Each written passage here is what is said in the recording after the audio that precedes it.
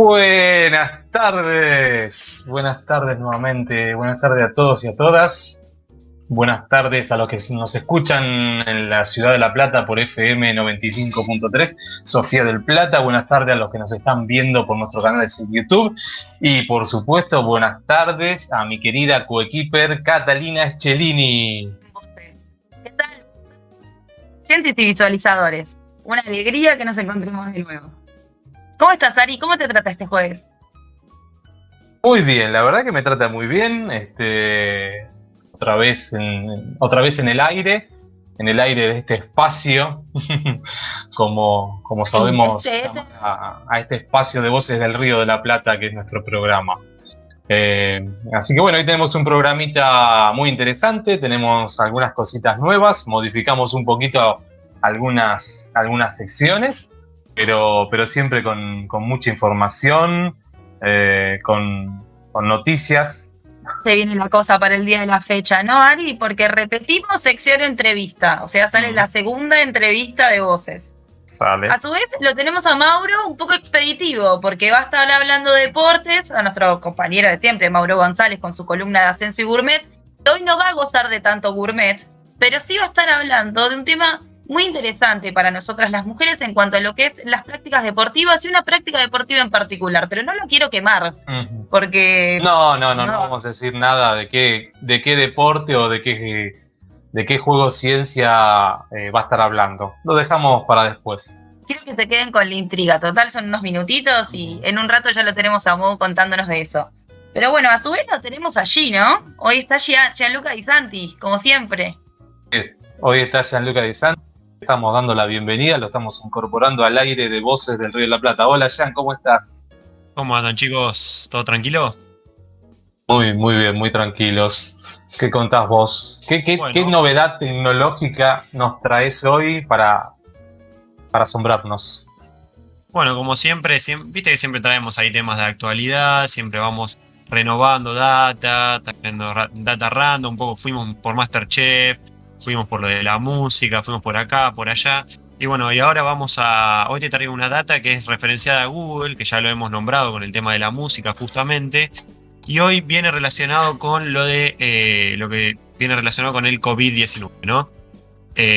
Lo que te traigo como noticia es que ahora Google implementó y actualizó su formato respecto a la información del coronavirus y va a incorporar una data más profunda con estadísticas mucho más específicas, indicando en qué sectores, en qué provincias y demás o estados, depende de cada país, tienen una cantidad de contagios determinados. También va a tener de estadísticas más para que nos podamos informar y demás. A todo esto también va a incorporar para que la gente que tenga síntomas o demás, más información al respecto y el contacto directo con las autoridades responsables para que ante cualquier duda también puedan comunicarse con las autoridades correspondientes, ¿no? Mirá qué bien, pero para hacer eso hay que bajarse una aplicación, hay que escribir algo en el buscador, no sé, ciudad estás o en qué barrio, o de dónde esa información, de dónde la trae. No, es muy simple, no hay que descargarse nada, simplemente si vos entrás en el buscador de Google, como solemos hacer todos, si pones coronavirus, ya te aparece la cantidad de contagiados que hay en el país y demás, las estadísticas, cómo fue aumentando, bajando la cantidad de contagios justamente. Pero si vos te metes en el link ese de coronavirus de Google, te abre un abanico mucho más profundo de la información respecto al tema, ¿no? Perfecto, o sea, me estarías diciendo que le agregarían una capa más a este mapa georreferenciado que Google nos tiene acostumbrados a que nosotros utilicemos también para nuestra vida cotidiana, para ubicar por ahí una calle nueva en la que queremos ir, utilizamos el Street View también, así que tendríamos una capa nueva en donde podríamos ver los contagios de COVID de manera regional. Exactamente, claro. Inicialmente Google te proporcionaba la información de cada país de las últimas 24 horas, o sea, súper actualizada la información, pero no de cada provincia y demás. Ahora, con esta actualización que hicieron, es una información mucho más profunda y específica de cada provincia o estado, dependiendo.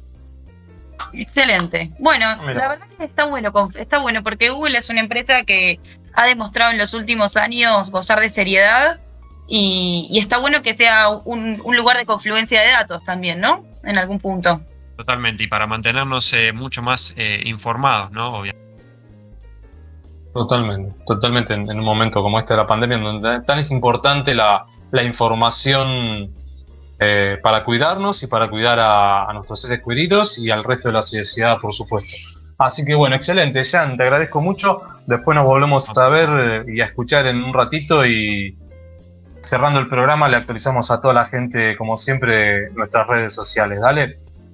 Dale, chicos. Nos vemos. Bueno, bien, Cata, bien, ahí tenemos una data interesante para empezar a explorar y para estar más informados, que es lo que nos gusta en este programa, informar a la gente que nos ve y nos escucha, ¿no? Sí, también esto de poder adquirir la información de mano propia, o sea, estamos como medio acostumbrados a este rol medio vago de esperar a que la tele nos venga y nos cuente la información, y creo que está muy interesante estas posturas que nos va mostrando Gian, cómo nosotros podemos apropiarnos nosotros mismos de la información. Uh-huh. Totalmente. Bueno, vamos a continuar con lo que teníamos ya programado. Por supuesto, como siempre, vamos a agradecer a la gente de la producción de la radio, a Franco que está acá en los controles para que podamos salir al aire, escucharnos y vernos. Y bueno, vamos a darle vamos a darle aire ahora, vamos a darle voz, como siempre, a nuestro arquitecto Pablo Strovato. Dale, me parece fantástico. Hola, Pablo, ¿cómo estás? Hola, ¿cómo andan? ¿Cómo va todo? Muy bien. ¿Cómo lo lleva este tránsito del aislamiento? Ya no pandemia casi, ¿no? No, distanciamiento. Ahora estamos en la etapa de distanciamiento. Así que... Todos estos conceptos No. incorporar, ¿no? Hay que incorporar, en un año incorporamos un montón de información y conceptos relacionados a la salud, básicamente, pero bueno, estamos... La salud, a la información, a las estadísticas, al territorio.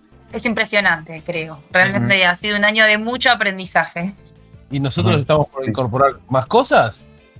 ¿Sección estómago resfriado? Ariel, ¿lo podés controlar, por favor? Me pone nerviosa. A ver, producción, por favor, a ver si me bajan el audio. Ahí está, ¿ves? Mirá, ahí está, muy bien, ahí lo callaron. Es la única forma que tenemos a Pablo es cortándole el aire, el audio. Bueno, sí, así es. Así es, Pablo, estamos de a poquito vamos incorporando secciones nuevas, como ya venimos anticipando, historias nuevas y proyectos nuevos. Así que seguramente muy pronto en los próximos programas van a tener novedades todos nuestros oyentes, seguidores, visualizadores. ¿Cuál? Pero bueno, vamos a ir al tema que nos atañe hoy, ¿no? Porque nosotros no sabíamos que en la columna de historia, que generalmente nos tiene acostumbrados a pasearnos con tanta delicadeza por hechos históricos tan concretos e interesantes, nos habíamos quedado más o menos en la fundación de la ciudad de La Plata. Ya habíamos entendido cuáles eran los factores que habían permitido desarrollar esa ciudad en este versus o paralelismo que concebía con la ciudad autónoma de Buenos Aires, en este mismo accidente geográfico que obviamente es el Río de la Plata, que nos tiene atañados, no hay con qué darle, nosotros la territorialidad nos atraviesa constantemente. Pero en algún punto yo me quedé, Pablo, con la duda de cómo fue que realmente este crecimiento tan exponencial que tuvo La Plata, porque realmente hay una diferencia de años abismal y se nota que hay como una explosión en un momento dado. Y me pareciera que por ahí hay algunos factores que quedaron de lado que por ahí hoy nos podrías contar un poco más. Bueno, vamos a tratar de reconstruir, por lo menos escenográficamente, los años 1880 a 1890, y tanta similitud tiene nuestra historia en cada uno de sus periodos que 1890 va a terminar, como lamentablemente nos tiene acostumbrado nuestro país, con un default. en el año 1890, va a terminar con un default. Pero durante esos 10 años, realmente la ciudad de La Plata se impuso. Se construyeron trenes, viaductos, el desagüe, toda la infraestructura de la ciudad. Y muchos edificios públicos emergieron en un casco de una forma casi mística, ¿no? Y creo que es bueno la propuesta que tenés de detenernos a ver por qué, porque hablamos de los factores, hablamos de la importancia del puerto de Ensenada, del tren, hablamos del camino, incluso hablamos de la organización política, que después de aquella última batalla de Puente Alsina y los Corrales Viejos, se abre un nuevo camino, un camino donde de alguna forma estamos en víspera de la fundación realmente del Estado Nacional moderno. Todos elementos estos no contemplan, creo yo, uno de los elementos en el cual esta ciudad tan bella tiene el sello, que tuvo que ver con las organizaciones sociales. Inicialmente recordemos que hablamos un programa también de la inmigración. Esta inmigración, que fue la mano de obra de esta ciudad, muy fuerte, tiene el sello de lo que del trabajo de las logias masónicas. Podemos recordar un hecho muy importante, primero de todo que obviamente Dardo Rocha, el gobernador y mentor político de esta ciudad, tanto como el ingeniero Pedro Benoit, que era de alguna forma, hoy era el director general de las obras públicas de aquel momento de la gobernación de la provincia de Buenos Aires, también era masón. Vaya cargo, importantísimo para la época. Sí, importantísimo. Y tal punto como se ejecutaba el Estado, ante que estamos hablando de que el gobernador y el director general de obras públicas construyen la ciudad, con todos los ingenieros que pertenecían a ese departamento. Eso es muy importante en la concepción de ese Estado, ¿no? De aquel momento. Entonces, con alguna participación y organización, empieza a tener mucha injerencia en las logias masónicas. En el año 1882, casi 10 días, casi inmediato a aquel evento de la Fundación de La Plata, que fue muy importante, en el cual estuvieron muchísimas celebridades, y pasó algo muy, muy gracioso, como que eso fue un gran asado, que no se pudo hacer porque era tan grande y tuvieron problema con la cocción de la carne y se terminó quemando. Organizado por José Hernández, fue todo eso, ¿no? Estamos hablando de figuras muy fuertes y muchísimas intelectualidades.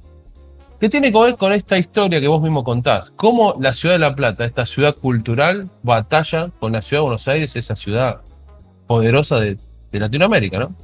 Bueno, creo que quizás encontremos el hilito hoy del novillo, que son las logias masónicas. 10 días después de la fundación de la ciudad de La Plata, se funda la logia Luz y Verdad, integradas por la mayoría de los intelectuales de esa época. Esa fue la primera logia, de alguna forma, que después va a organizar otras logias, que van a generar un entramado vinculado con las asociaciones civiles, generalmente que representaban a los inmigrantes. Esa función entre cada una de las asociaciones civiles y una de las logias era una organización que fue la que de alguna forma tuvieron en particular 4 objetivos: la alfabetización, la capacitación, eran órganos de difusión, ¿sí? Y aparte el resguardo de las colectividades.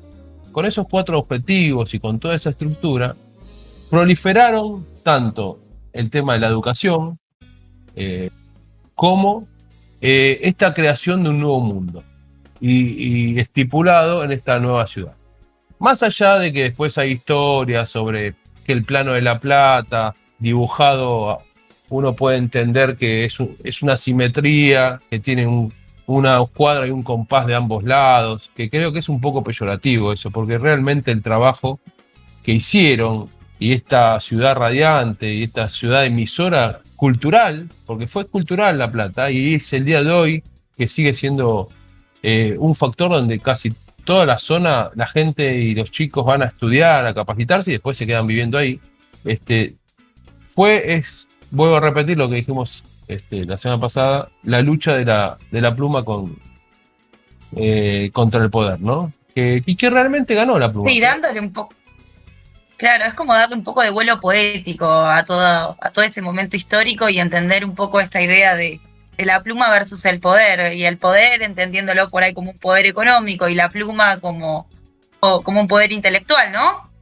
Claro, y aparte, y así como se llamaba esta logia, y la teoría de la luz, de la iluminación, calculen que Pedro Benoit elige para la mayoría de los edificios el modelo neorrenacentista, muy vinculado a la luz y la iluminación. O sea, la verdad que es una ciudad que es un arte en sí, todo vinculado, lo político, lo social, lo cultural. Y esto se debe a las organizaciones masónicas.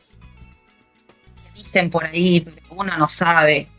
Que hay, a su vez, de toda esta trama, digamos, que uno puede observar por arriba de la tierra, y este diseño paradigmático de la ciudad, donde los parques, los distintos tipos de manzanas, las diagonales, forman una ciudad muy característica y realmente diseñada.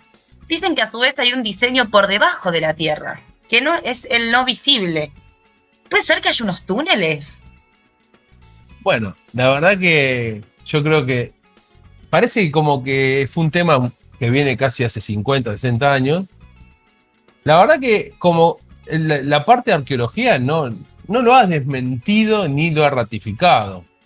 Sí hay algunos indicios, incluso en la construcción de la ciudad, incluso en la documentación, porque ustedes pónganse a pensar que toda esta obra fue pensada en la difusión. A la par del ingeniero Pedro Benoit, estaba trabajando una persona que era Tomás Bradley, que estaba documentando y documentó toda la obra. Y en la documentación de la obra, en su obra, se puede vislumbrar como que hay algunos túneles, no llenos de túneles como es decir, imaginario, pero hay algunos túneles entre la casa de gobierno, la casa de Dardo Rocha y algunos de los edificios importantes.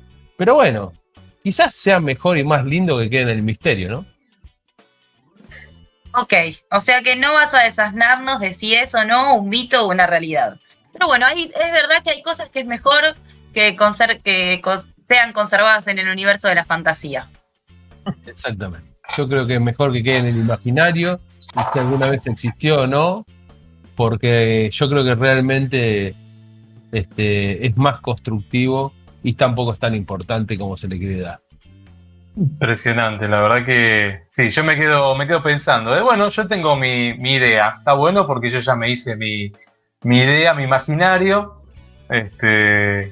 incluso pensando en para qué podrían haber sido utilizados o para qué los iban a utilizar en un futuro. Está bueno pensarlo así, ¿no? Que también si eso existió, no es que solamente existía en ese momento, sino que existió en ese momento, pero para proyectarlo en el futuro, tal vez, que tenían pensado algo sobre esos túneles. Interesante, lindo juego podemos hacer. Lindo juego.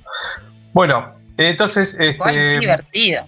Sí, seguro. Podemos hacer un programa, podemos hacer algo en nuestras redes sociales. La gente puede escribirnos, dejarnos su opinión sobre qué creo, qué piensan sobre esta situación que nos acaba de contar Pablo, ¿no? Hashtag encuesta. Sí, ahí ya lo vamos a...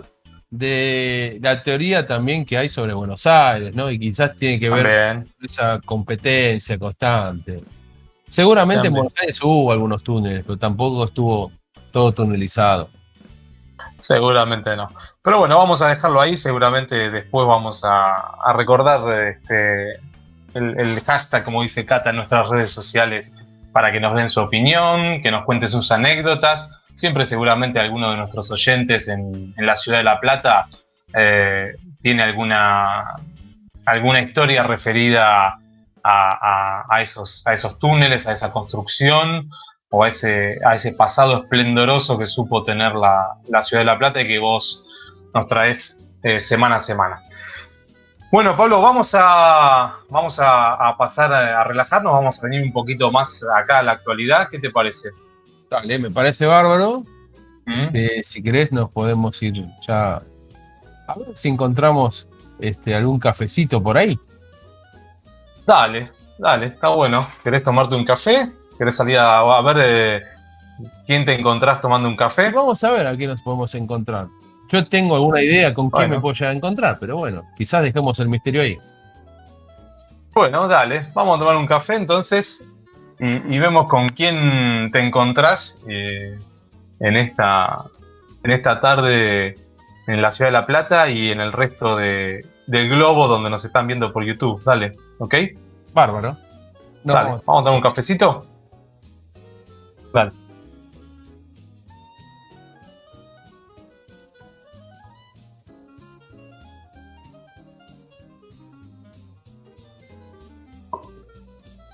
buenas, hoy nos encontramos nuevamente aquí en Dos Cafés y una Historia con otro amigo, el licenciado César Bossini. Y bueno, vamos a ver de qué podemos dialogar con él y qué nos puede enseñar. ¿Cómo andás, César? Bien, Pablo, ¿cómo andás? Y gracias por la invitación. No, gracias a vos, estar siempre dispuesto y son siempre muy interesantes nuestras charlas. Y bueno, vamos a arrancar con una pregunta.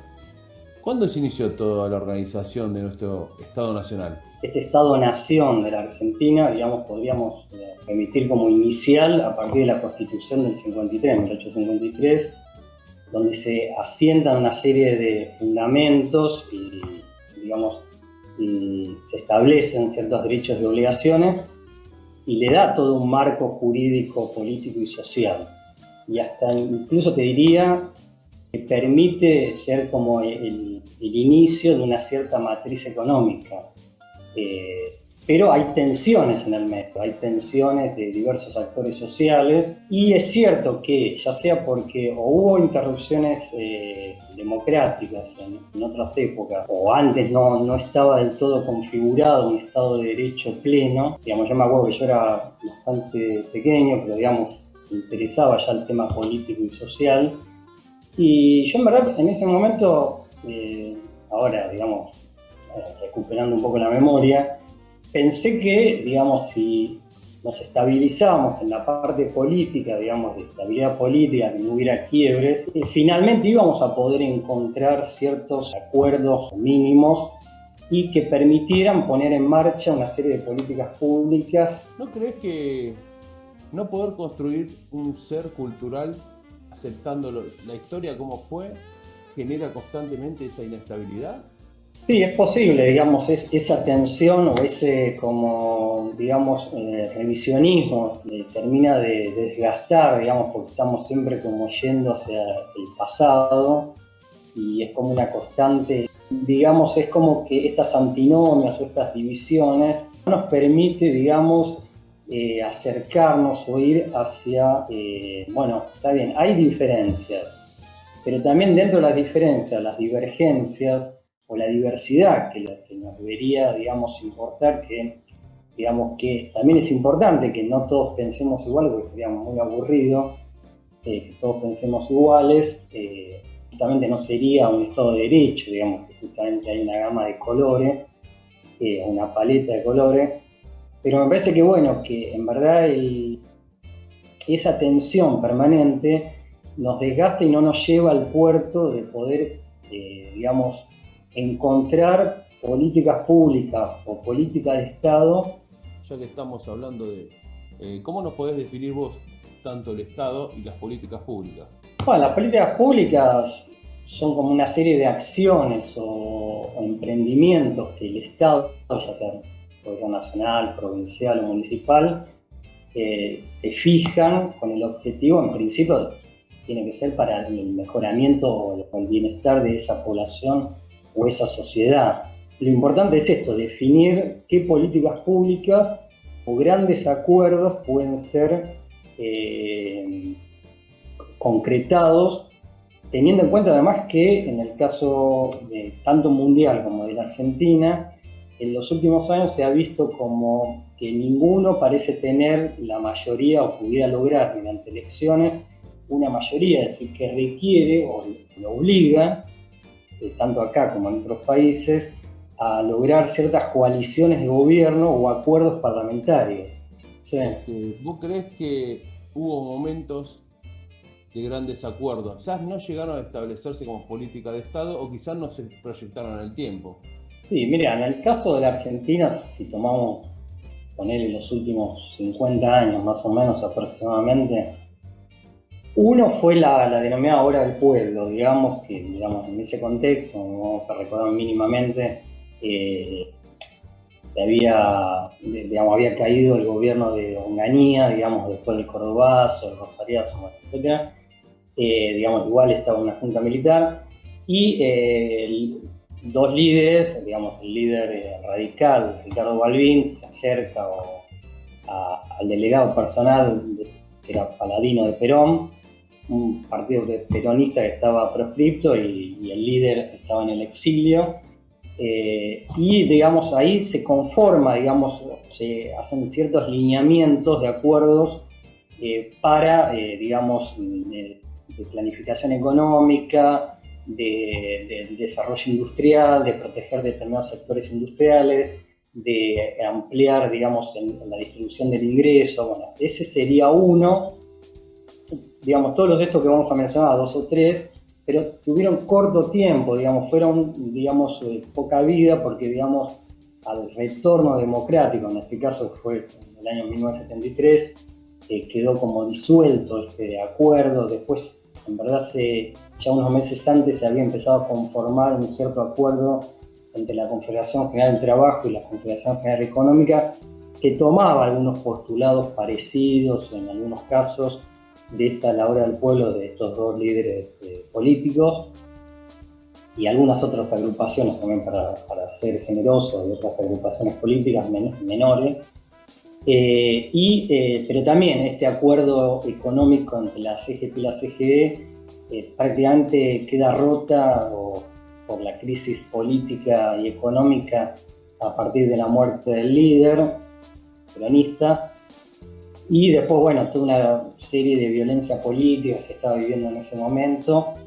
Y después se puede retomar como algún nivel de acercamiento la multipartidaria en 1981, digamos, cuando ya se vislumbraba un cierto resquebrajamiento del proceso militar de ese entonces, y también, digamos, el Partido Radical, Peronista, la Democracia Cristiana y el MID, y algún que otro partido. También, digamos, el retorno, se pide por el retorno democrático y la distribución del ingreso, educación, el manejo del presupuestario, bueno, etcétera. Pero siempre fueron, me parece, acuerdos, digamos, cortos, digamos, con una visión corta, o que no se pudieron plasmar finalmente, que a lo mejor es diferente el caso, a lo mejor, del caso español, del denominado Pacto de la Moncloa, ¿no? Un quiebre, ¿no? En la España, lo que ellos dicen la España moderna, porque realmente venían de un atraso muy grande y creo que va a requerir por lo menos de toda una charla. Y bueno, César, vamos a tratar de alguna forma, vos fijate que nos estás dando un ejemplo, pero estamos en el año 2020, y me estás dando un ejemplo de 1970. Y ese creo que es el gran problema, ¿no? En algún momento hemos charlado en alguno de los pasillos de la administración pública que nos preocupaba a ambos el vacío del contenido en el seno político, ¿no? Y el establecimiento de constantemente la pelea y la confrontación con respecto y producto de este vacío. Sí, también otro, digamos, pero a lo mejor desde otra arista, digamos, fue el acuerdo o el pacto, que se denominó el Pacto de Olivos, entre Carlos Menem y Raúl Alfonsín, digamos, que posibilitó tanto la reforma constitucional en el año 94 como la posibilidad de la reelección en ese momento del presidente Menem. Pero también, digamos, si bien también se incorporaron tratados internacionales que tienen, bueno, no quiero entrar en el tema de constitucional o, digamos, pero bueno, tiene jerarquía constitucional, digamos, y fue, digamos, también un acercamiento entre los líderes políticos de ese entonces, de los dos principales partidos, pero también fue limitado también porque además estaba justo el ruido político de permitir la reelección, que ya había tenido su ruido, digamos, también se interesa alguna otra vez, cuando fue la reforma del año 1949 durante la presidencia de Perón.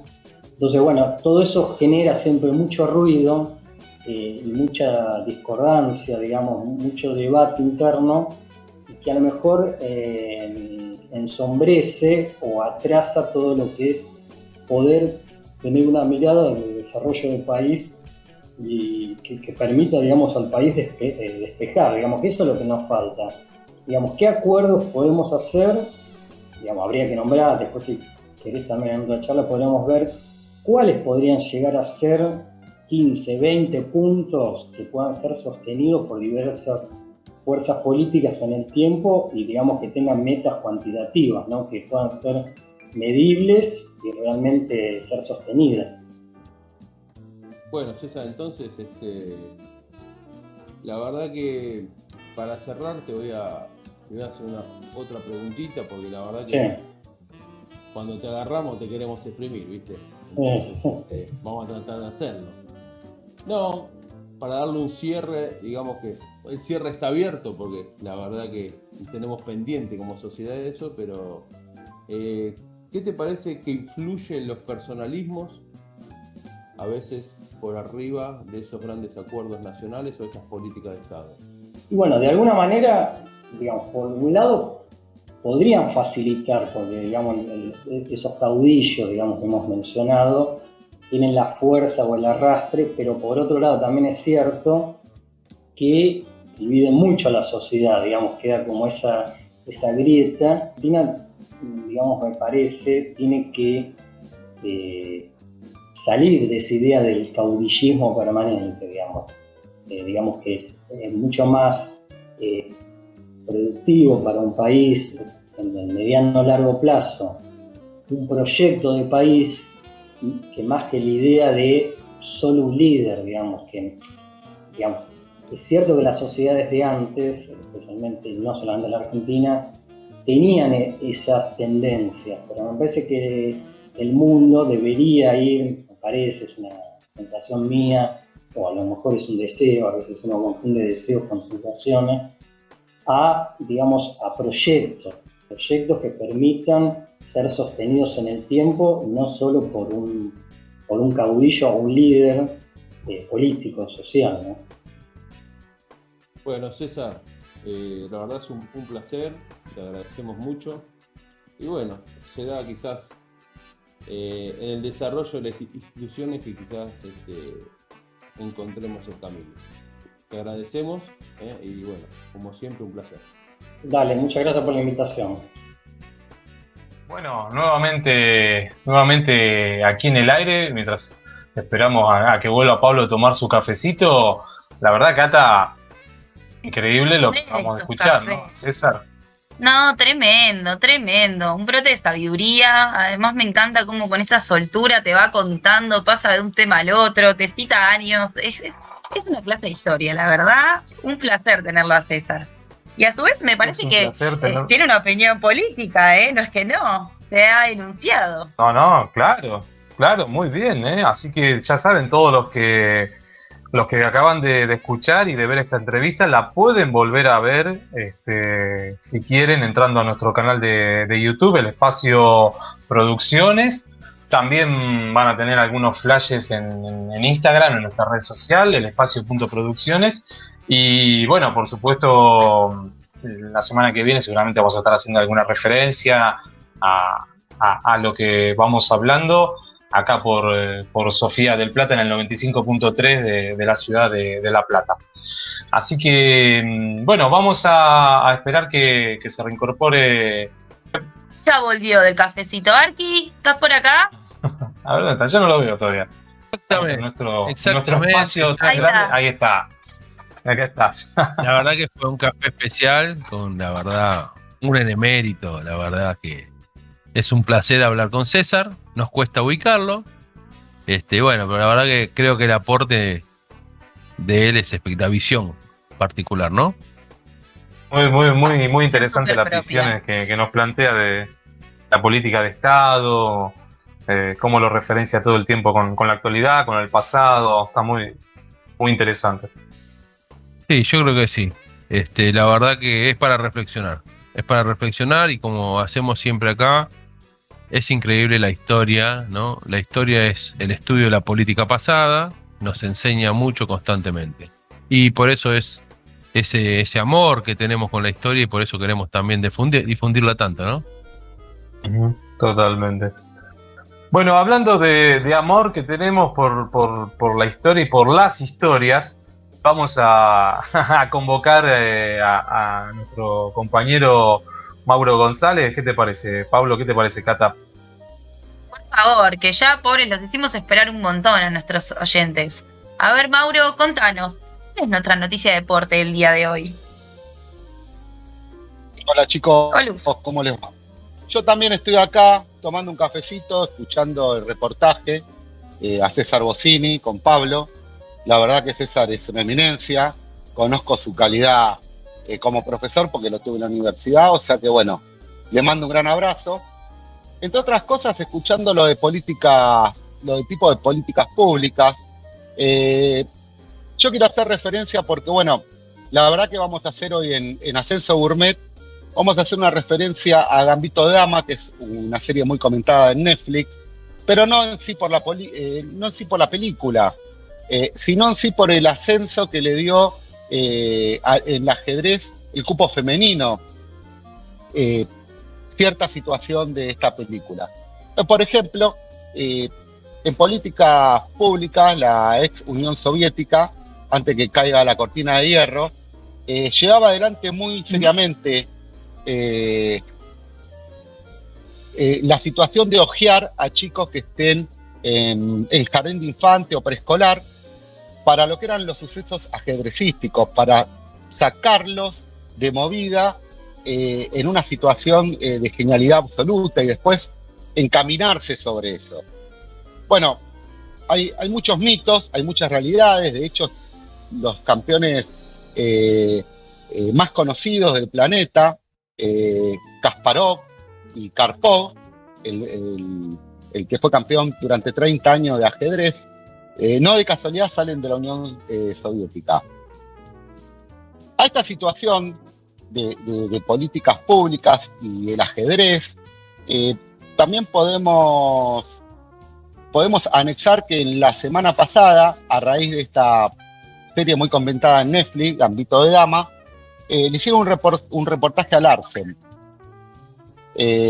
Larsen es el último campeón actual de ajedrez, en la cual él le da un predominio y le da una importancia a la mujer en el mundo del ajedrez que hasta hoy en día no lo está teniendo. No significa que no haya grandes jugadoras de ajedrez, lo que significa es que no se le da el predominio que se le tiene que dar ni la importancia que se le tiene que dar. Por ejemplo, y cuéntame, Mauro, ¿cómo hace para dar esta importancia de género a la mujer? Mirá, yo te comento, las mujeres que empiezan a jugar al ajedrez de chicas se tienen que anotar en torneos, lógicamente, para ir practicando, pero una vez que se anotan en torneos femeninos, no se pueden anotar en torneos masculinos. Entonces ya empieza una situación de segregación, porque hay mujeres que son muy buenas ajedrecistas y no se pueden medir con los hombres. Okay, o sea, hay una segregación dogmática de género a la hora de la competencia. Hay competencias de hombres de ajedrez y competencias de mujeres de ajedrez. ¿Existe una liga mixta? Exactamente. Después de muchos años, yo ahora te voy a comentar un poquito más sobre eso, pero sí, después de muchos años hay una situación de liga mixta que se maneja no por una cuestión de edad ni por una cuestión de género, sino por una cuestión de elo. Y yo te voy a explicar lo que es el elo. El elo es el puntaje que tienen es como el handicap, o es el puntaje que tiene cada uno de los jugadores, de acuerdo al puntaje que saquen y a los campeonatos que vayan ganando. Pero esto no fue... Como un promedio de los juegos que fueron haciendo y de sus puntuaciones. Exactamente. Es como un promedio de su desempeño en el ajedrez. Exactamente, es como un equipo campeón que va ganando y suma o resta. Perfecto. A esta situación yo te quería agregar, para los fanáticos de ajedrez, es algo que voy a contar una pequeña historia que la deben conocer, para los que no son tan fanáticos, quizá no tanto, pero me parece que viene a la ocasión. Vos sabés que más allá de las políticas públicas que llevaba adelante con el ajedrez la ex Unión Soviética, hubo un señor que llamaba Laszlo Polgar. Laszlo Polgar era un pedagogo y tenía una idea. La idea que tenía era que los genios no se nacían, se hacían. Él nació en la Unión Soviética y casualmente era jugador de ajedrez. En sus años no había internet, te podés imaginar, mucho menos allá. Entonces, en un diario puso una publicación que quería conocer a una persona para casarse, pero para llevar adelante un proyecto de vida.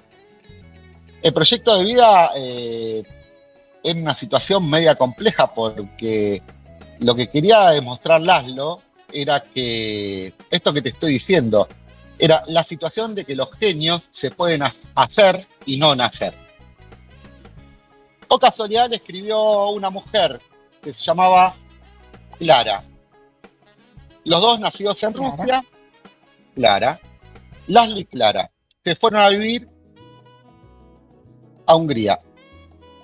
Entonces en Hungría tuvieron 3 hijas.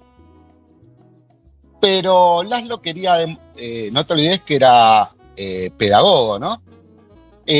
Laszlo quería demostrar una teoría que se llamaba el método Polgar.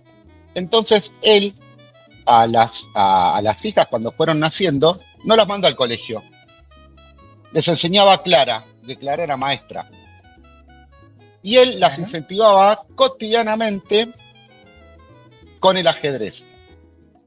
De esta manera tuvieron 3 hijas, Susan, Sofía y Judith. Las 3 hijas, lógicamente, incentivadas por la situación del ajedrez. Y al colegio iban una vez al año, que era dar libre la materia.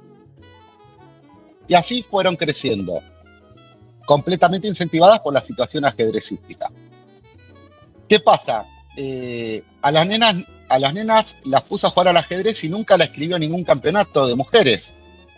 Porque si jugaban campeonatos de mujeres, después no podían jugar campeonatos de hombres. Entonces directamente las anotó en el campeonato de hombres. Mirá, te voy a contar. La situación fue esta. Susan, que fue la mayor de las hermanas, llegó a la categoría gran maestro o gran maestra. Se nacionalizó en Estados Unidos. Sofía, que fue la segunda, la mediana, no se dedicó al ajedrez profesionalmente, si bien ganó un montón de campeonatos y quedó como maestra internacional. Y la tercera, que nació el 23 de julio en Budapest de 1976, se llama Judith. Y Judith empezó a jugar ajedrez a los 12 años y fue la gran maestro más joven de la historia del ajedrez. Mucho más mujer. A los 15 años se convirtió como una promesa ajedrecística y vos sabés que jugó contra los mejores del planeta. Cuando te hablo de planeta, te hablo de los mejores. Ella, por ejemplo, para que te des una idea, un jugador muy bueno tiene 2000 puntos de Elo, un gran jugador tiene 2200 puntos y Magnus Carlsen tienen 2780. Bueno, por ejemplo, ella en el 87 fue obligada a jugar un campeonato femenino, la cual lo ganó, y con 11 años el elo de ella era 2400. Para que te des una idea lo excepcional que era esta chica. Entre los contrincantes que tuvo, hay campeones como Garry Kasparov, Karpov, Sputnik, Smilov, Topolov y muchos grandes maestros. Excelente. Qué linda anécdota que nos trajiste, Mauro. La verdad que es un placer y es un placer haber conocido a estas 3 chicas. Y bueno, y ni hablar de Judith. Realmente es difícil romper en mundos de hombres. Es difícil para las mujeres insertarnos y tener un lugar parecido al que tienen ustedes. Así que nada, súper felicitaciones para Judith por todos estos grandes logros. Impresionante, la verdad que una muy linda anécdota. Me hace acordar, mientras Mardo contaba esto, me hacía acordar una anécdota personal, a mi viejo, a mi papá, cuando una Navidad le regaló a mis hijas un tablerito de ajedrez magnético para las vacaciones y le enseñó a jugar. Mi papá le enseñó a jugar a mis dos hijas, chiquitas de 6, 7, 8, 9 años, les enseñó a jugar al ajedrez y ahí estaban, y ahí saben jugar al ajedrez de aquella vez. Así que, ¿quién te dice el método de podcast? ¿Cómo era? El podcast era el método de este padre ruso que quiso hacer profesionales a sus hijas. Polgar. Así. Método Polgar. Ahí está. Bueno, excelente. Sigue vigente ese método. También, sí, a su vez también muy interesante esta idea o esta premisa que tuvo de la construcción del sujeto versus lo innato, entendiendo que el sujeto tiene cosas innatas, pero que las más valiosas generalmente son las construidas y las que construimos a lo largo del tiempo gracias a nuestra formación, a los vínculos que vamos desarrollando. Exactamente. Y bueno, acá en este programa Voces del Río de la Plata construimos información, construimos conocimiento con todos los días, todos los días no, perdón, todas las semanas, día a día, con la información que nos trae Mauro, que nos trae Gianluca De Santi, con los aportes de Pablo Trovato, con todos los entrevistados que fueron pasando por este programa y los que van a venir. Catalina Eschelini ayudándome en la conducción de este programa, que soy yo, Ariel Belmonte, que sale por FM Sofía del Plata en el 95.3 de la ciudad de La Plata. También nos pueden ver por YouTube, nos buscan como El Espacio Producciones. También tenemos posteos en Instagram, El Espacio.producciones. Y bueno, vamos cerrando el programa, agradeciéndole como siempre a la producción de la radio, agradeciéndole a Franco que nos está comandando desde su centro computarizado y bueno, a todos los que nos están viendo y escuchando. Cata, Pablo, les dejo los últimos minutos en el aire para una reflexión y despedida. Bueno, yo creo que como cierre, tanto de la entrevista como el aporte de Maurito, y la importancia de la política de Estado, ¿no? Y de las instituciones que son las que las ejercen. Creo que la única solución es, de alguna forma, que la gente, el pueblo, el ciudadano, según como vea cada uno, lo tenga bien claro que sin instituciones, sin política de Estado, es muy difícil que la sociedad se desarrolle. Tal cual. Pero bueno, lo importante es que sigamos haciendo énfasis en la construcción del conocimiento y que veamos ese norte, que intentemos seguir desarrollándonos. Nada, los esperamos el próximo jueves con muchas ganas y esperamos también los comentarios. ¿Recuerdan lo que les habíamos preguntado, a ver qué pensaban de la ciudad de La Plata? Bueno, esperamos comentarios, por favor, así podemos la semana que viene hacer un debate un poco más construido con ustedes también. Les mandamos un beso enorme. Muchas gracias por acompañarnos. Hasta el próximo jueves.